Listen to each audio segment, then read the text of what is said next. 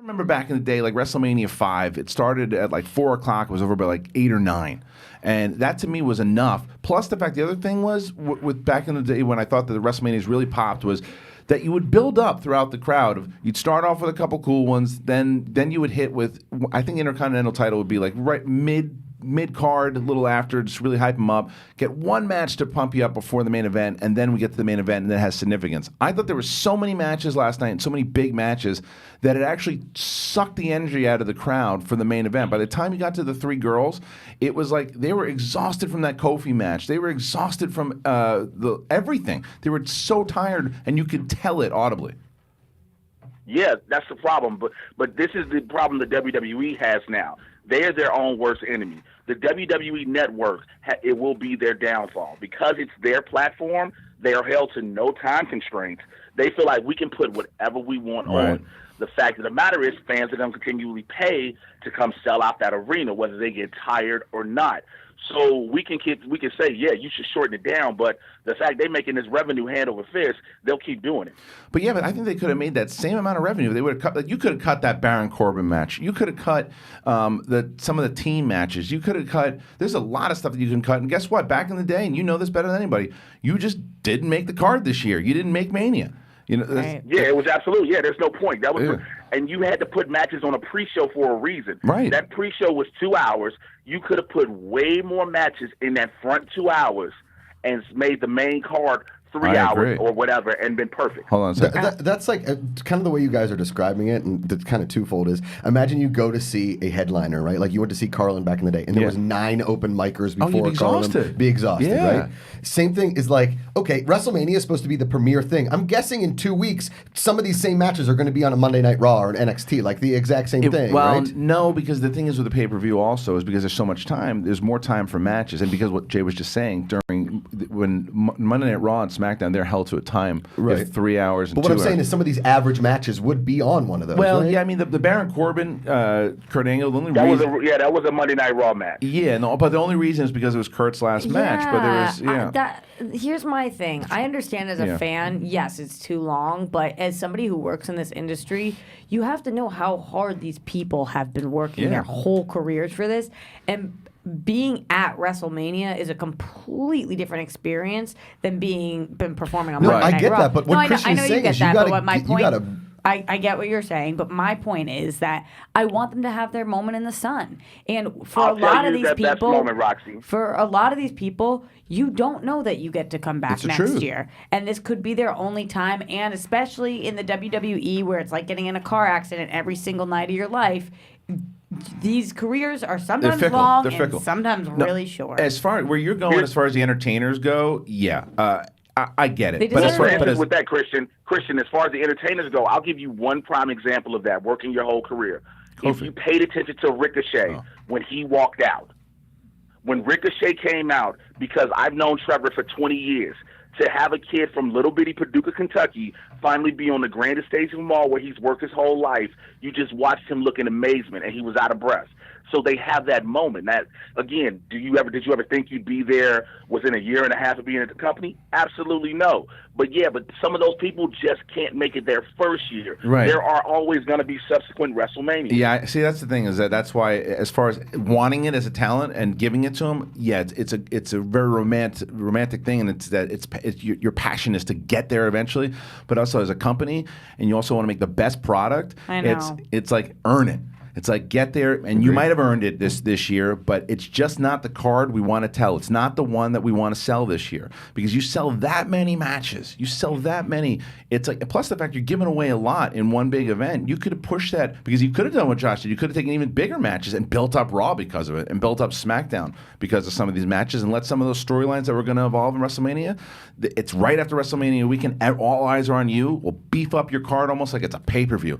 I totally feel you guys. Yeah. I just thinking of it as a fan, I agree. Thinking of it as somebody who loves to see these people work because it's their dream. No argument there. I understand that for sure. I'm just thinking as far as never an argument on that, because again, I got friends who I've watched, and I've always will say I'm proud of my friends who have made it to that point, because that's what we always talked about coming up. But at the same time, if we overload this card, you may be put at a match point where nobody gives a shit about your match, right. And you definitely don't want that. Well, look at Triple H and Batista. What a dud of a match that was, right? Such a dud. It was a dud. And wait, Triple H was in this? He fought. If he Please lost, call him by his proper name. If he lost, he was going to be retired from in-ring activity. Okay. And Batista, the reason they put him in is because Batista and he's in Guardians of the Galaxy. The match was a dud. It slowed down the crowd. It sucked the energy out of the crowd completely. Remember all the lead up to it? We were talking about with Batista and Triple H and kicking the crap out of. Don't remember that, but I do know who Batista is. Yeah, it was because he's Drax. Jay, do you agree? Do you like that match? I thought it was a dud. No, I felt like that match. I knew it was going to be a WrestleMania match. They set it up when they did SmackDown's 1000th episode. I was like, okay, they're setting up the match for Batista Triple H at WrestleMania. I didn't mind them having the match. I just minded if that. I would not have minded if that match was way shorter. Because Batista has not been in the ring in God knows how long. Triple H is not a regular full-time performer, and there's no reason. I don't give a damn that you are the COO of the company. I don't care if you're the boss's son-in-law. There's no reason you need a 15, 20-minute match that is trash. Yeah, no, I agree. It was about paying respect at that point, but I agree. But that's garbage. It's garbage. No, yeah, but the point is that you could have really shortened a lot of the time, or even not even had him in there at that point. It's like, yeah, we get it, Legends match, but they had Hogan come out. Hogan came out in the beginning and like did a whole thing, a little speech. It was fun to have a WrestleMania moment. He shows up for a second. It's it. Now you move, and there's just like so many different team matches and stuff that are like the Usos, who I think are great wrestlers. They're not people that right now. They're not a team in the bar who I've seen a million times. It's like this match. That was a Monday Night Raw match. That was a SmackDown match. It's like pretty good points. That absolutely just like Roman Reigns, Drew McIntyre was. You could have had that match on Raw. That was not a WrestleMania match. No, and the only reason they did that was Roman coming back, obviously. But I saw and the fact they had to kick it off big with Seth and Brock Lesnar, which normally that probably, if it hadn't been for what the ladies did, that probably would have been the main event of the night. And it was just too long because there were some solid matches, and honestly, the Kofi and Daniel Bryan match was one of the best matches, if not. I think that was the match that really ended the night, because that's when the fans went, all right, we're good. I got to meet him the day before. Kofi? Yeah. It was cool, man. Who has any energy after that? You watched an emotional, historic moment happen. Most people knew it was going to happen, but you didn't hear it. Yeah, first African-born Black WWE champion on top of that. Yeah. So that was a historic moment, like to see guys, all wrestlers past and present, all black wrestlers, we all were in tears. But you have that emotion after that. There is no match on that card afterwards, unfortunately, not even the women's main event, that's why they spaced them so far apart, that'll have that much energy. And I was talking to different people, like when they scheduled the card for this, Kofi's match had to come, of course, before the main event. But it was a matter of how many matches would they put in between to let the crowd, quote unquote, die back down, then bring them back up. How do I spell Kofi? K-O-F-I. K-O-F-I. Yeah.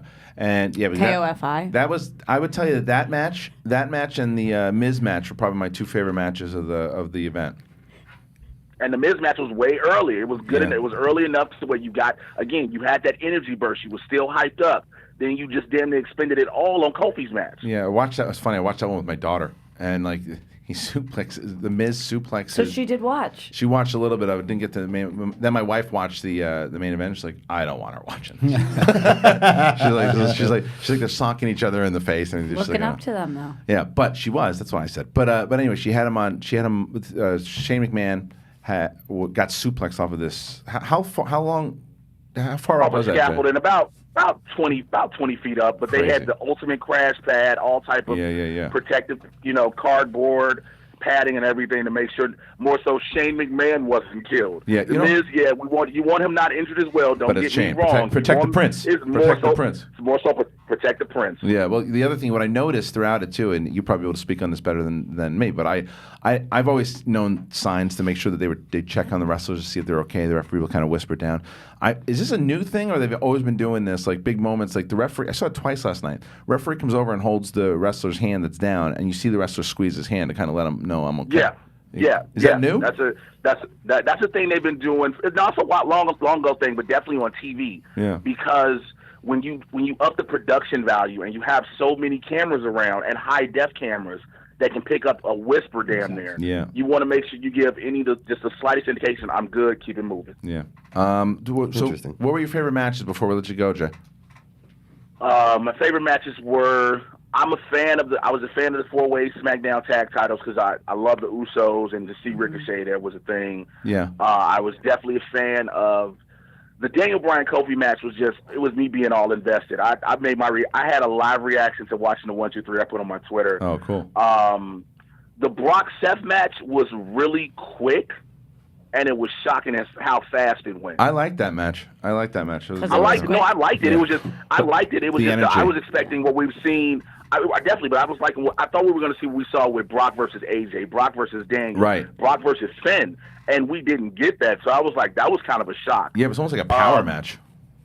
Yeah, real quick, and then just Seth with the 3 stomps, and that was it. I'm trying to think, what was the last match that I really cared about, because it was just I did like the main event up until the finish, but I did like the I liked the main into the finish, but of course, it's the finish was like, we'll never know if it's a botch finish, if that was a screw job, because now there's reports particularly coming out that Ronda didn't want to take a pin from Becky. Oh, really? So Ronda, because they had that, what the heat they had backstage was for real. It was, some of it was a word, but most of it was real. When Becky put that one meme up, so that was real. But again, for me, it's definitely going to be the Kofi match, because again, as having been in the ring, having friends in the ring, it was something we thought we would never ever see. And people always say, well, what about The Rock? What about Booker T?